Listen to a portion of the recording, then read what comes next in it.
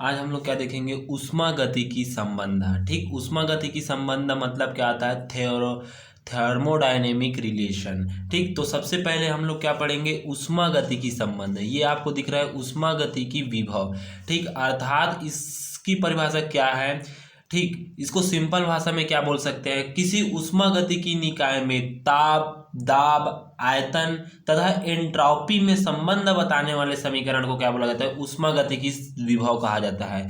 ठीक, ऊष्मागतिकी विभव कहा जाता है, अर्थात ये देख सकते हैं ताप P, दाब P, आयतन V, ताप T तथा एंट्रोपी S में संबंध बताने वाले समीकरण को क्या बोला जाता है, ऊष्मागतिकी विभव कहा जाता है। ठीक, अब इस ऊष्मागतिकी विभव को, ठीक, इस ऊष्मागतिकी विभव को कितने प्रकार से बांटा गया है, 4 प्रकार से। ठीक, मतलब 4, इसके निम्न 4 ऊष्मागतिकी विभव पाया गया है। ठीक, मतलब वैज्ञानिकों ने देखा, ठीक, वैज्ञानिकों ने क्या किया, ताप, दाब और आयतन और एंट्रोपी में संबंध बताते वो समीकरण ला बोली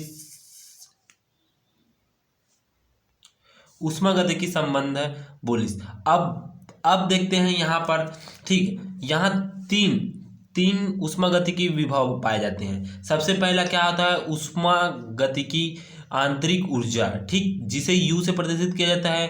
हेल्महोल्ट्ज मुक्त ऊर्जा जिसे F से प्रदर्शित करते हैं। एंथैल्पी H से प्रदर्शित करते हैं। और गिब्स मुक्त ऊर्जा G से प्रदर्शित करते हैं। ये सभी ना किसमें दर्शाएंगे, P, V, T और S, ये तीनों में संबंध है। ये तीनों का समीकरण लिख लेगा। ठीक, तीनों का क्या बोलेगा, समीकरण लिख लेगा, जो किसमें बताएगा, P, V, T और S, इन तीनों में संबंध बताएगा। तो सबसे पहले हम लोग देखते हैं ऊष्मागतिकी संबंध में आंतरिक ऊर्जा। ठीक, आंतरिक ऊर्जा देखते हैं यहाँ पर। ठीक, आंतरिक ऊर्जा देखते हैं तो सबसे पहले क्या देता है, आंतरिक ऊर्जा किसे कहते हैं, अर्थात कोई भी वस्तु है उसकी संपूर्ण आंतरिक ऊर्जा, अंदर में जो क्रिया होने वाले उसको आंतरिक ऊर्जा कहते हैं। तो आंतरिक ऊर्जा को किससे प्रदर्शित करते हैं। ठीक, आंतरिक ऊर्जा का सूत्र क्या आता है, आंतरिक ऊर्जा का मान निम्न समीकरण द्वारा दिया जाता है। ठीक, इसका मान निम्न समीकरण द्वारा दिया जाता है, dV। ठीक, dV is equal to dQ minus dW। ठीक, मतलब dQ माइनस dW, ये समीकरण 1 दे दिए। अब हमेशा हम लोग जानते हैं या ऊष्मागतिकी की द्वितीय नियम से, ठीक, द्वितीय नियम से क्या होता है, dQ का मान हमेशा TdS में बदलता है। ठीक, TdS में बदलता है। और dW का मान हमेशा किस में बदलता है, PdV, अर्थात दाब में बदलता है।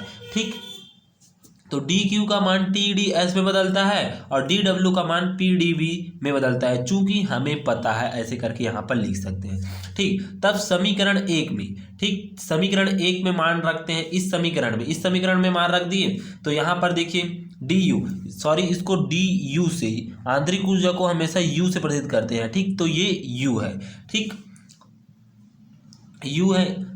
ठीक, U, तो du इज इक्वल टू मान रखते हैं यहाँ से पहला वाला से इस मान तो Q का मान रखते हैं TdS, तो TdS।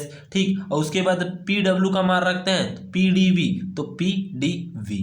ठीक, इस तरह से समीकरण 1 से हम लोग मान रख दिए। ठीक, अब उसके बाद देखते हैं हम लोग ये क्या है, ये हमारे पास क्या है, du is equal to TdS, यही हमारे पास किसके लिए, आंतरिक ऊर्जा के लिए अभिष्ट व्यंजक है। ये किसमें संबंध बताया, एक बताया T में, एक बताया P में और एक बताया S में और एक बताया V में, अर्थात सभी इसमें आ रहा है ना, P आ रहा है, V आ रहा है, T आ रहा है और S भी आ रहा है। ठीक, ये तीनों आ रहा है, अर्थात ये ऊष्मागतिकी विभव है। ठीक, ऊष्मागतिकी के विभव के प्रकार में से एक है। du is equal to TdS plus PdV, अर्थात आंतरिक ऊर्जा। ठीक, अब उसके बाद देखते हैं हेल्महोल्ट्ज मुक्त ऊर्जा। ठीक, हेल्महोल्ट्ज मुक्त ऊर्जा किससे दर्शाते हैं, F से दर्शाते हैं। ठीक, इसे F से प्रदर्शित करते हैं। तो हेल्महोल्ट्ज मुक्त ऊर्जा का मान निम्न समीकरण द्वारा दिया जाता है। ठीक, आंतरिक ऊर्जा को हम लोग निम्न समीकरण द्वारा दिए गए थे, किससे दिए थे, du is equal to dQ plus minus dW दिए थे। अब उसी प्रकार इसमें भी क्या दिया जाता है, इसका निम्न समीकरण होता है, किसका, हेल्महोल्ट्ज मुक्त ऊर्जा F का।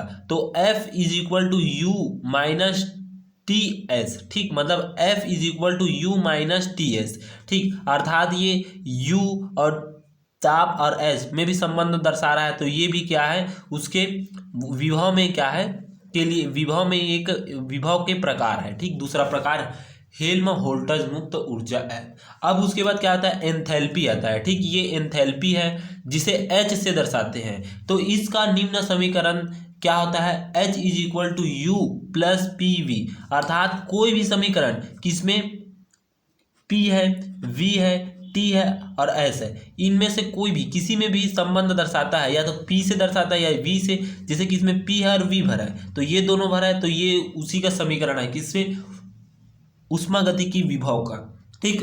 तो H is equal to U plus P V. अब उसके बाद क्या आता है, गिब्स मुक्त ऊर्जा, ठीक। गिब्स मुक्त ऊर्जा इसे किससे दर्शाते हैं, G से दर्शाते हैं, ठीक। इसे G से दर्शाते हैं, ठीक, G से इसे दर्शाते हैं, ठीक। फिर उसके बाद इसका निम्न समीकरण होता है G is equal to H minus T S, ठीक, अर्थात ये सेम ही है, अर्थात क्या है, हेल्महोल्ट्ज़ मुक्त ऊर्जा समीकरण क्या है, F is equal to U और माइनस टी एस है। उसी प्रकार क्या है, इसको S से दर्शाते हैं तो H is equal to U plus P V है। उसी प्रकार गिब्स मुक्त ऊर्जा को G से दर्शाते हैं तो G is equal to H minus T S है, अर्थात एंथैल्पी माइनस ताप गुणित एंट्रोपी, ठीक। इस प्रकार से हो सकता है, ठीक। इस प्रकार से हम लोग इसको देख लिए। अब उसके बाद हम लोग देखते हैं ऊष्मागतिकी विभव में मैक्सवेल के संबंध, इसको बाद में देखते हैं, यहीं तक अभी रखते हैं।